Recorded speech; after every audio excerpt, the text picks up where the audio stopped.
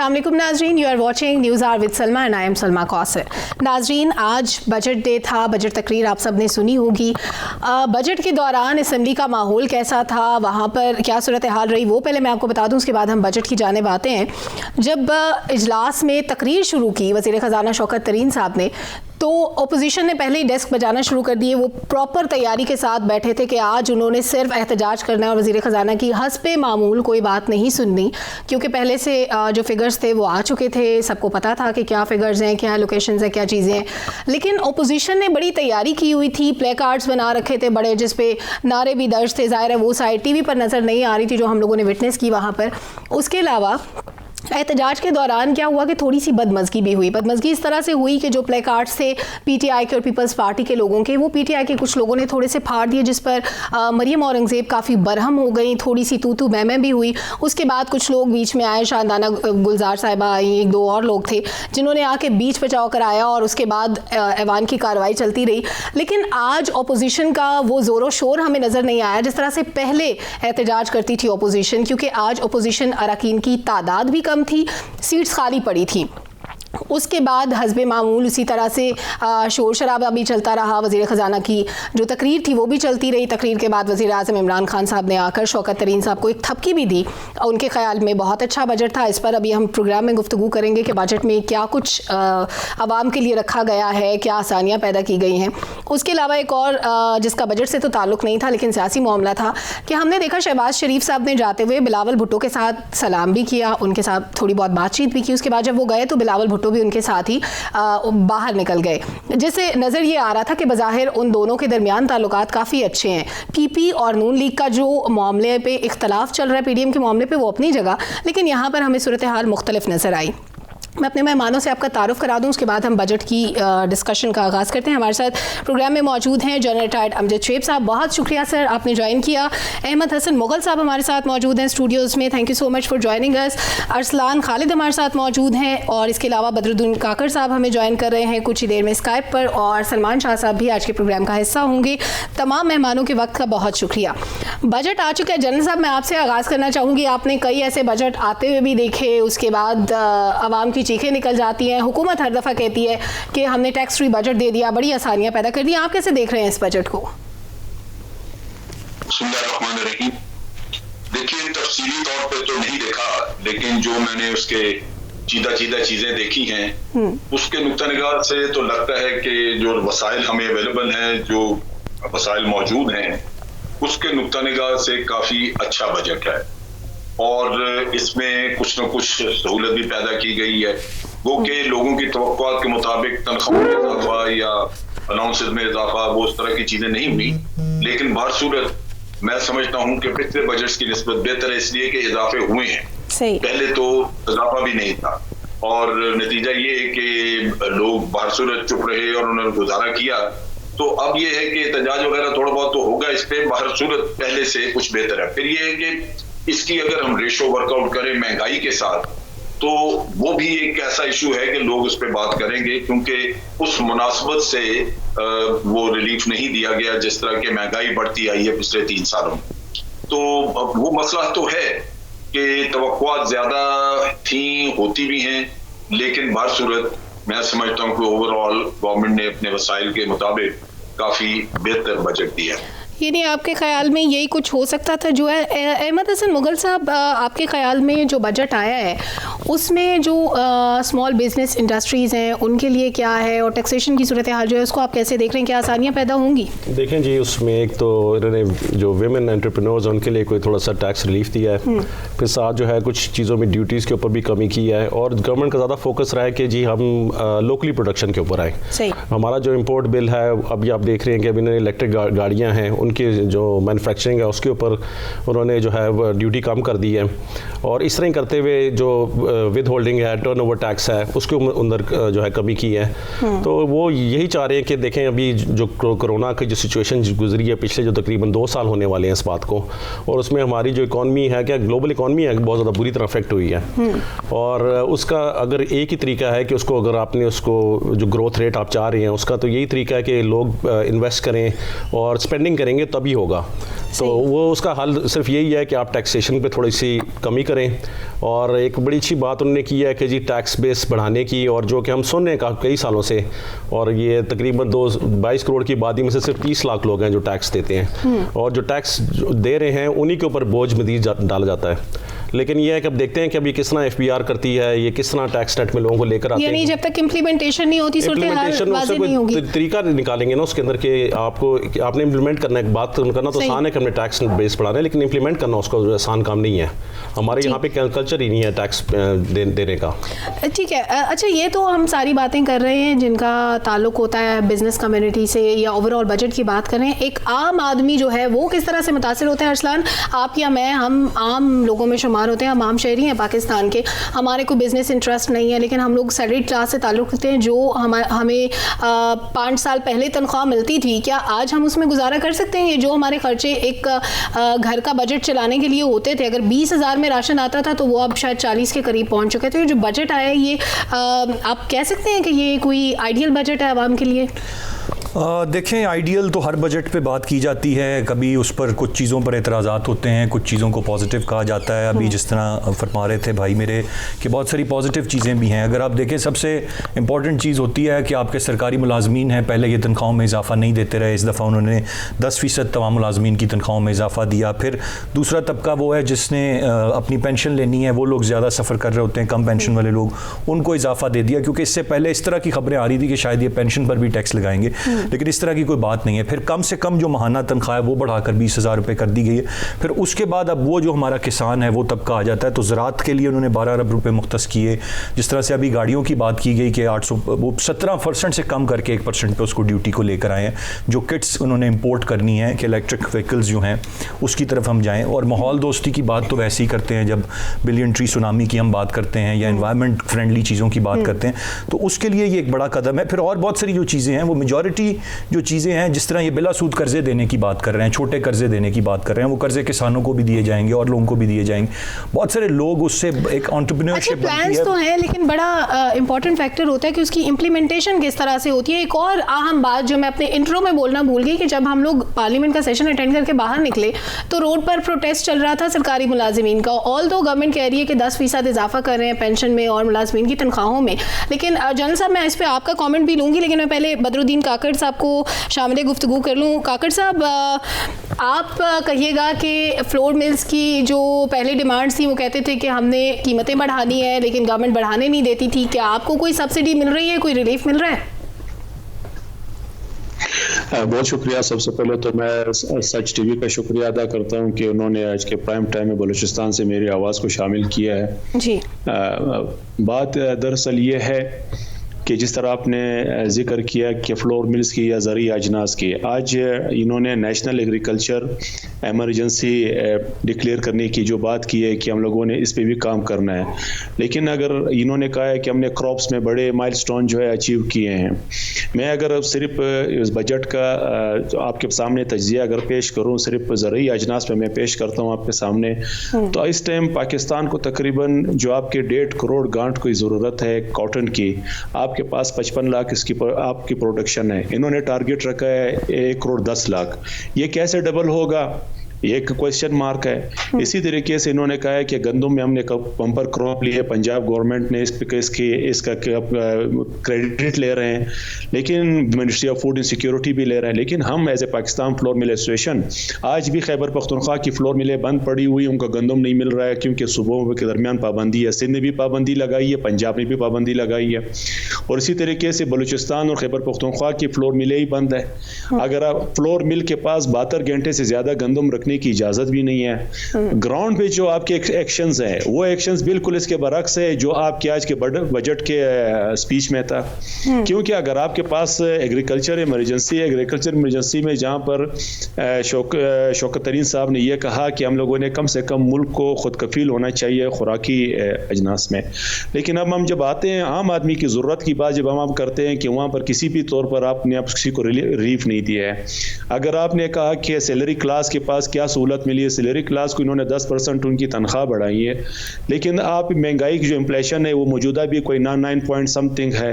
अब नए साल के लिए इन्होंने कहा है कि शायद ये महंगाई की हद जो होगी वो 7% पे रहेगी। अब जो गुज़श्ता 2 सालों में जो लोगों को जितना आप पिस सकते थे उसका मदावा कैसे होगा? आपने जो पर नई जो सैलरी होगी लोगों की 20,000 आपने उसका तयन किया है, कॉस्ट ऑफ प्रोडक्शन आपकी बढ़ेगी। अब जो कॉस्ट ऑफ प्रोडक्शन जो मार्केट में आपके पास गुड्स आती हैं जिसके रेट्स कम होते हैं, वो बिजली, गैस, आपकी लेबर की जो सैलरीज होती हैं, ये सारी चीज़ें जब मिल करके आपको मार्केट में एक रिलीफ महसूस होता है। रिलीफ हम जब देखते हैं रिलीफ आपके पास कहीं भी नहीं है। अब सूबाई खुद मुख्तारी के बाद पंजाब के एक्शन ऐसे हैं कि फूड सेगमेंट जो है ये प्रोविंशियल सेगमेंट बन गया है, लेकिन ये भी हकीकत है कि 80% जो गंदम है उसकी क्रॉप जो है पंजाब से होती है। अब उन्होंने वफाक को बालाताक रखते हुए ऐसी पॉलिसीज बनाई हुई हैं, उसके पॉलिसीज की वजह से पूरे मुल्क में एक ऐसा इस्तिराब बनाया हुआ है कि वहाँ पर आपको अगर है भी तो समझ आ रहा है कि मुल्क में शॉर्टेज है। अगर ये क्रॉप जिस क्वांटिटी का ये क्लेम कर रहे हैं कि 2 करोड़ 80 लाख मैट्रिक टन गंदम पाकिस्तान में हुई है, तो इन हालात में इस तरह की पैनिक पोजीशन तो नहीं बननी चाहिए थी। तो ये सारी चीज़ें, और इसी तरीके के साथ अगर आप देखते हो इन्होंने ग्रोथ 4.8 किया है कि एक्सपेक्टेड है। रेवेन्यू मेरे भाई ने मुझसे पहले कहा कि इनके टारगेट, इन्होंने इसको साइकोलॉजिकल पॉइंट कहा है कि 4,000 अरब रुपए हम लोगों ने अचीव किया है। लेकिन आप इसी नेट में जो लोग आपके पास एग्जिस्टिंग टैक्स पेयर्स हैं, अगर आप 1,800 अरब रुपए मजीद डालना चाहो, जो 5,800 अरब रुपए आपका रेवेन्यू जो टारगेट है, तो ये इस एग्जिस्टिंग में कैसे पूरा होगा? लाजमी बात है आप मजीद लोगों को स्क्वीज करोगे, ये कैसे होगा? ये खुद क्योंकि $1 मिलियन क्वेश्चन तो ये है। अब उसमें उन्होंने कहा कि हमारी जो नॉन टैक्स आमदनी है उसमें शायद ये 22% उसमें कवर कर जाए। अगर 22% उसके कहने के मुताबिक उसमें कवर भी कर जाए तो फिर भी आपके पास कोई 78% रह जाता है, जहां तक मुझे सुनने में, क्योंकि मजीद पार्टिकुलर्स आने हैं। तो मैं समझता हूं कि काकड़ साहब, टैक्स से रिलेटेड भी हम डिस्कस करेंगे और सरकारी मुलाजमीन के मामले पे भी मैं कमेंट लूंगी। यहाँ पर मुझे एक ब्रेक की जाने बढ़ना है नाज़रीन, let's take a short break, वापस आकर गुफ्तगू का सिलसिला आगे बढ़ाते हैं।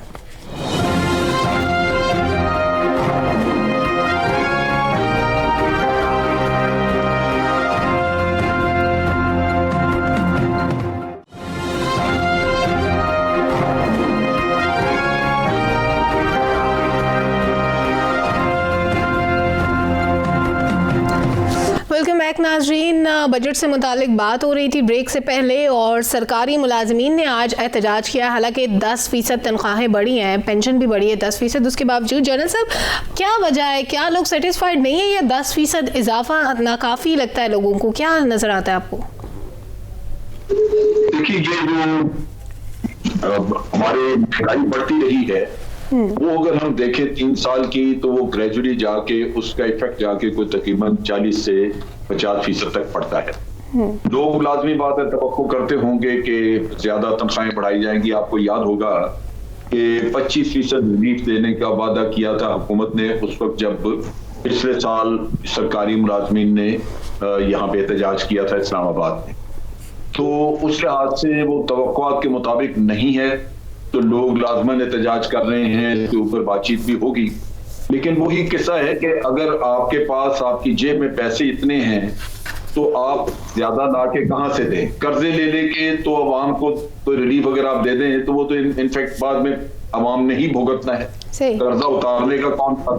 तो इस वजह से ये जो हुकूमत की मजबूरी और जो आमदन का इस वक्त सिलसिला है, और फिर कोविड की वजह से जो मसाइल हैं, उनमें आप देखिए कि रिलीफ पैकेजेस वगैरह भी गवर्नमेंट देती रही है काफी।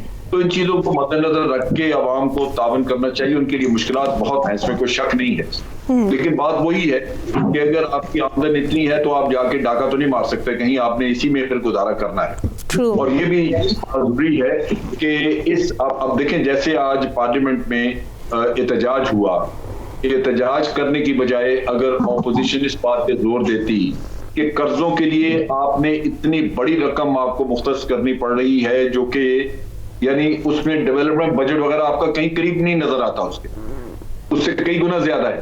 तो इन हालात में उस पे कॉन्सेंट्रेट सारे करें, सोचें कि इस मुल्क को इन कर्जों से निजात कैसे दिलाई जा सकती है। अगर कर्जों से निजात नहीं होगी तो ये लोग इसी तरह रोते धोते रहेंगे, ना तनख्वाहें बढ़ सकेगी, ना महंगाई कम की जा सकेगी, क्योंकि महंगाई कम करने के लिए भी हुकूमत को सब्सिडीज देनी होंगी। अगर कर्जे ना हो, पैसा आपकी जेब में हो, तो आप बिल्कुल सब्सिडी भी दे सकते हैं। तो आप जब 3,000 अरब से ज्यादा आपको कर्जों में डेट सर्विसिंग में देना पड़ जाए तो फिर बाकी तो सारी चीजें रह गई पीछे। तो इसलिए मेरा ख्याल है कि उधर तवज्जो दें, पार्लियामेंट किसी और रास्ते पे चली हुई है जो मुनासिब नहीं है मुल्क के फायदे में। सही। अच्छा अहमद हसन मुगल साहब, IMF का जो मामला है वो अभी तक बीच में है, निगोसिएशन चल रही थी जो डॉक्टर हफीज़ शेख ने कमिट किया था। अब शौकत तरीन साहब और वज़ीर आज़म कहते हैं कि बड़ी सख्त शराइत थी, ये नहीं होना चाहिए था, हम इन शराइत पे हम इकोनॉमी को लेके नहीं चल सकते। अगर ये डीलिंग ही नहीं हुई थी, बजट भी आ गया है, तो ये किस तरह से बिजनेस इंडस्ट्री को इफेक्ट करेगा? और क्या सप्लीमेंट्री बजट आएगा तो उसमें टैक्सेस की भरमार होगी, फिर आम आदमी मारा जाएगा, फिर जो छोटा कारोबारी तबका है फिर उस पर बोझ आ जाएगा?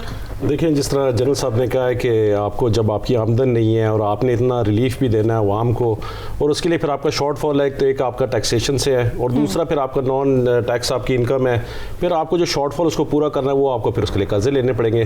जब कर्जे लेंगे तो फिर आपको IMF के पास जाना पड़ेगा, वर्ल्ड बैंक के पास जाना पड़ेगा, उसके लिए फिर आपको उनकी कुछ शराइत माननी पड़ेंगी। अब ये हुकूमत ने कहा जी हम उनके नरखों में नहीं इजाफा करेंगे, बिजली के नरखों में, यूटिलिटीज़ में और में नहीं इजाफा करेंगे। लेकिन अगर ये IMF ना माने, क्योंकि देखें IMF ने तो वहाँ पर वो देखना है कि जहाँ पे उनको नज़र आए कि ये जो है रिकवरी हो सकती है और ये हुकूमत अपने कर्जे दे सकती है। हमारा जो अलमिया ये सबसे बड़ा ये है कि हम जो है अपना उसकी किस्तें लेने अदा करने के लिए जो कर्ज है उसके लिए हमें फिर और लोन लेने पड़ते हैं। तो इस तरह तो फिर हम कब तक आखिरकार कब तक इस तरह चला सकेंगे अपना सिस्टम? या तो ये है कि आप अपने खर्चे कम करें, आप आवाम को रिलीफ भी चाहिए, फिर उसके बाद आप कहते हैं जी कर्जा भी बढ़ रहा है, फिर बिजली भी की महंगाई हो रही है और चीज़ में महंगाई हो रही है। तो जब आप एकदम टैक्सेस की फिर मिनी बजट कोई आ जाएगा उसमें फिर टैक्सेस की भरमार होगी। पिछली दफा भी इस तरह ही हुआ था कि उन्होंने जो मिनी बजट दिया उसमें टैक्सेस में इजाफा हो गया, इजाफा होते साथ ही फिर महंगाई का आपने देखा एक तूफान आया। और उम्मीद है कि इस दफ़ा जो है जो उन्होंने कहा है उससे कमिटमेंट की है उस पर रहेंगे। और अगर क्योंकि अगर IMF के पास अगर आपने जाना फिर आपको उनके साथ ही फिर उनकी शराइत को फिर मानना पड़ता है आपको। सही। अरसलान, हम IMF के प्रोग्राम में रहते हुए कैसे उनकी शराइत मानने से इनकार कर सकते हैं? हमारे पास कोई प्लान B है कि अगर हम प्रोग्राम से निकलना चाहें? फिर बजट एलोकेशंस की बात हो रही है, सिंध वफाकी हुकूमत से नाराज़ है, सिंध कहता है कि हमारे लिए एलोकेशंस तो होती हैं लेकिन वो बजट इन्वेस्ट नहीं होता। और फिर वज़ीर आला सिंध कहते हैं कि ये देखें ना, ये छोटे छोटे म्यूनसिपल लेवल के काम है, अच्छा लगता है कि हम के वज़ीर आज़म ये करवा रहे हैं। तो ये सिंध की नाराज़गी क्या वजह लगती है आपको? अच्छा, सबसे पहले तो आपने IMF की जो बात की है, अगर आपको याद होगा जब हुकूमत बनी, पाकिस्तान तहरीक इंसाफ ने अपनी हुकूमत बनाई, तो उस वक्त जो बात हम सुन रहे थे और जिस तरह से कहा जाता रहा कि हर मुमकिन कोशिश होगी हम IMF के पास नहीं जाएंगे, कुछ महीनों तक इस मामले को खींचा भी गया। असद उमर साहब ये बातें कहते रहे, फिर इवेंचुअली कुर्बानी देनी पड़ी असद उमर साहब की, जो कि बहुत पहले से ही उनकी शेडो कैबिनेट जब बनी थी PTI की तो असद उमर साहब ने ही वज़ीर ख़जाना होना था, वो तमाम तर चीज़ें उन्हीं के हवाले थीं।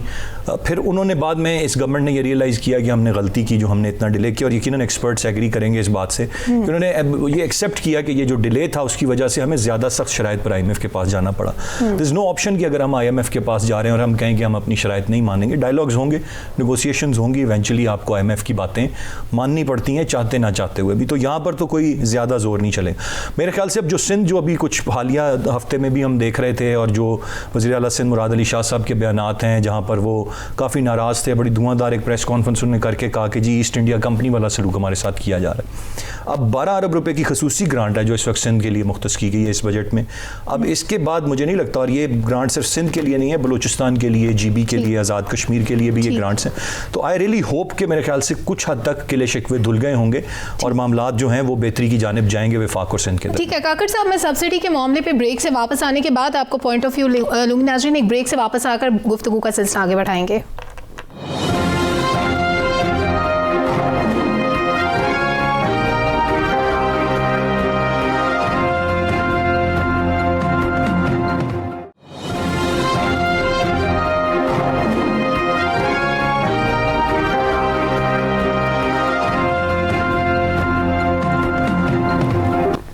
वेलकम बैक नाज़रीन।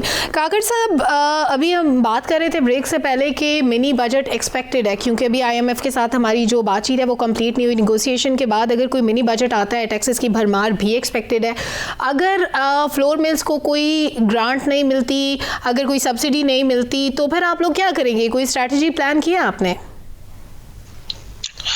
ये जिस तरह आपने कहा कि मिनी बजट आने का अंदेशा है, हम समझते हैं अगर पाकिस्तान अपना गेम बेहतर तरीके से खेले, उसमें यह है कि IMF के रेमो करम पर हम इतने ज़्यादा नहीं, क्योंकि हमारा जो करंट अकाउंट डेफिसिट है वो काफ़ी हद तक कवर हो चुका है। उसमें फॉरेन रेमिटेंसेस का बहुत बड़ा अमल दखल है, क्योंकि 9 अरब डॉलर हमारे पास वो आए हैं, और रोशन जो आपका स्टेट बैंक का जो अकाउंट था उसके ज़रिए भी 1 अरब डॉलर हमारे पास आए हैं। 4 अरब डॉलर हमने तकरीबन एक्सपोर्ट्स अपने बढ़ाए हैं। इन सब को देखते हुए तो हमारी जो करंट अकाउंट डेफिसिट है वो ना होने के बराबर है माजी के बनिस्बत, ये गुड साइन है। अब मसला आपके पास ये है कि आपके पास जो गर्दिशी कर्जे हैं वो ज़्यादा है, उसका प्रेशर आपके ऊपर है कि जिसमें आप शायद IMF ये तकाजा करें पाकिस्तान से कि वो यूटिलिटीज़ जो है बिल्स हैं उसके कीमतें बढ़ाएं, उसके रेट्स बढ़ाएं, ख़ासतौर इलेक्ट्रिसिटी और गैस के, ताकि उस गर्दिशी कर्जों को कम किया जा सके। अब इन हालात में अगर आप देखते हो, यकीनन कोई भी जो आपकी कॉस्ट ऑफ प्रोडक्शन जो होती है, कॉस्ट ऑफ प्रोडक्शन अगर किसी भी दुनिया की बढ़ती है तो आप गेम से निकल जाते हो, क्योंकि आपने इकोनॉमिकली और बेस्ट आपने देना होता है दुनिया के सामने। और वही चीज़ चूंकि आप अगर किसी भी लेवल पे किसी भी चीज़ में 1 रुपए की भी बिल बढ़ाते हो तो आम अल्फाज में बयान करते हैं कि इतने यूनिट वालों को हम लोगों ने इसमें हर्ट नहीं किया, इसको या उस पर असरअंदाज नहीं होगा। लेकिन जो भी यूनिट बढ़ता है वो लाजमन एंड ऑफ द डे वो आम कंज्यूमर को उन्होंने पास ऑन करना होता है, और वो महंगाई की शक्ल में आपके सामने आता है। रहेगी बात, आपने जब फ्लोर मिल्स एसोसिएशन की बात की कि पाकिस्तान फ्लोर मिल्स को अगर ये ग्रांट नहीं देते, पाकिस्तान फ्लोर मिल्स आज भी एक गैर उसमें मुंजधार में फंसा हुआ है, क्योंकि ये प्रोविंशियल सब्जेक्ट है। अब वफाकी गवर्नमेंट ने कोई सब्सिडीज कीमत में बहुत बड़ा रकम रखा है, लेकिन चूंकि ये जो प्रोविंशियल सब्जेक्ट बनता है तो ये सूबों को कहते हैं कि आप अपने तौर पर पैसे रखें। अगर मैं बलूचिस्तान की बात करूं, बलूचिस्तान ने पिछले कुछ सालों से 1 रुपया भी सब्सिडी कीमत में नहीं दिया है किसी को भी आम आदमी को कि उसको सस्ता आटा या गंदम मिल सके। अब पंजाब जो है वो कोशिश करता है, क्योंकि वहाँ पर उनकी ज़्यादा सियासत की भी इन्वॉल्वमेंट ज़्यादा है, वहाँ पर उनके नारे को ज़्यादा पजीराई भी मिलती है।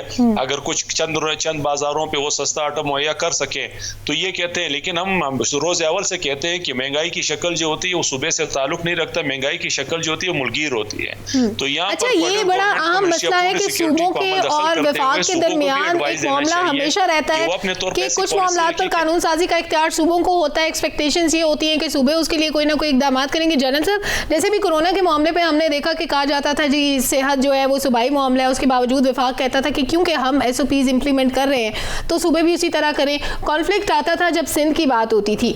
अब एक तो ये होगी तालीम और सेहत की बात कि सूबे का मसला है, वफाक का मसला है, अगर दोनों अपना अपना कर रहे हैं तो फिर एक दूसरे के मामले में इंटरवीन नहीं करना चाहिए।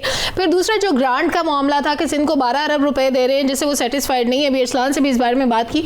आपको क्या लगता है कि सिंध के जो मसाइल हैं स्पेसिफिकली उसके हल के लिए वज़ीर-ए-आज़म को कोई स्पेशल इनिशिएटिव नहीं लेने चाहिए? जब वो गवर्नमेंट में आए थे उन्होंने एक बड़े पैकेज का ऐलान किया था, हमने वो पैकेज इन्वेस्ट होते हुए नहीं देखा अभी तक।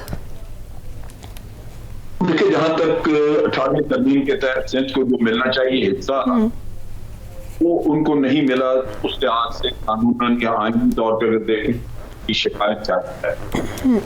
अब वहां पे 2 चीजें चाहिए, कराची खास तौर पे और कुछ हैदराबाद में भी, यहाँ पे बेशुमार वफाकी अदारे और बहुत सारा वफाक का अमल दखल मौजूद है।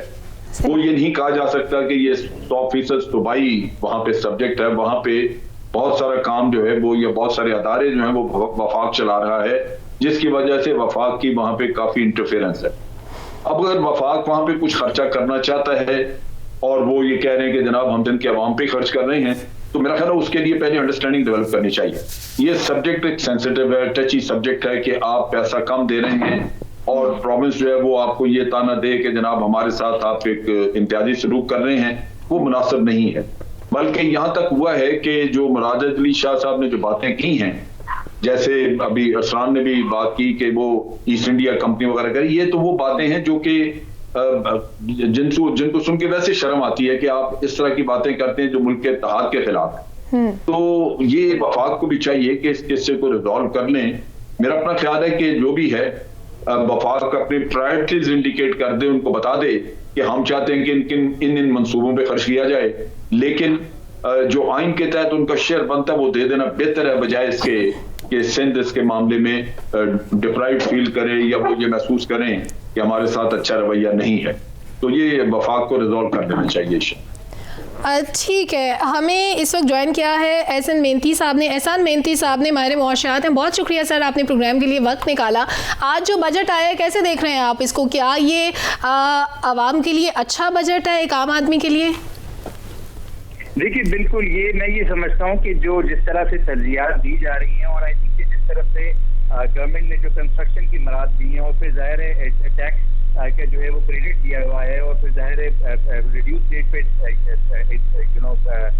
ज़्यादा से ज़्यादा स्कीमों में जो है वो छोटे सरमायाकार को लेकर आया जा रहा है। आई थिंक कि जो क्रेडिट है उसको अपेरेंटली नज़र आ रहा है कि ये फोकस है एक ऐसे तस्वीर पर जहाँ पर जो है वहाँ पर रिहाइश की उसकी इम्प्रूव करनी है। गवर्नमेंट के पास जो पॉलिसीज हैं आगे, अगर कैपिटल मार्केट के पॉइंट ऑफ व्यू से देखा जाए तो टैक्स रेट को 2.5% जो है कैपिटल गेन टैक्स को कम कर दिया। उसमें छोटे इन्वेस्टर भी आते हैं, बड़े इन्वेस्टर आते हैं।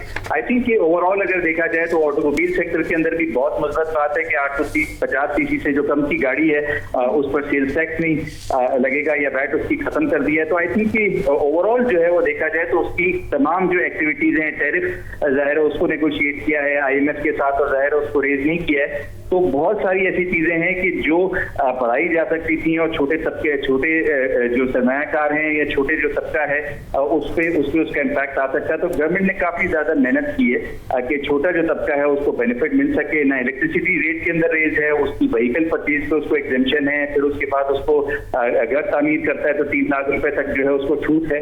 तो आई थिंक कि बहुत बेहतरीन जो है उस तरीके से लिमिटेड रिसोर्स के साथ इस बजट को जो है बनाएंगे। अच्छा सर, एक और सवाल उस पर मैं ब्रीफली आपका आंसर चाहूँगी कि हमने पहले भी प्रोग्राम में डिस्कस किया, IMF से रिलेट किया जा रहा है इसको कि अभी तक हमारी नेगोशिएशन इनकम्प्लीट है, उसके बावजूद हमने बजट दे दिया। और एक खबर भी शौकत तरीन साहब से मंसूब की जा रही थी जिसको वो डिनाई कर चुके हैं कि अमेरिका के साथ शायद कोई सेटलमेंट होगी जिसकी वजह से हमें IMF से रिलीफ मिल जाएगा, हमें टैक्सेस नहीं बढ़ाने पड़ेंगे, हमें जो बिजली का टैरिफ है वो नहीं बढ़ाना पड़ेगा। क्या इस किस्म की कोई छूट आपको नज़र आती है कि मिलेगी पाकिस्तान को? देखिए अपेरेंटली नजर आ रहा है कि IMF भी जो है वो उसकी तरफ से जो कोविड पेंडेमिक है उसमें इंटरेस्ट रेट ना बढ़ाना, हम जाहिर है 9% से ज्यादा हमारा इन्फ्लेशन रेट है लेकिन पॉलिसी रेट अभी भी 7% है। तो कर्जे जो हैं वो छोटे तबके की तरफ जाते हैं। और बहुत शुक्रिया, एहसान मेहनती साहब हमारे साथ मौजूद थे। नाज़रीन, अनफॉर्चुनेटली प्रोग्राम का वक्त ख़त्म हो गया है, डिस्कशन को मज़ीद भी जारी रखते लेकिन वक्त नहीं है। तमाम मौजूद मेहमानों के वक्त का बहुत शुक्रिया, इजाज़त दीजिए, अल्लाह हाफ़िज़।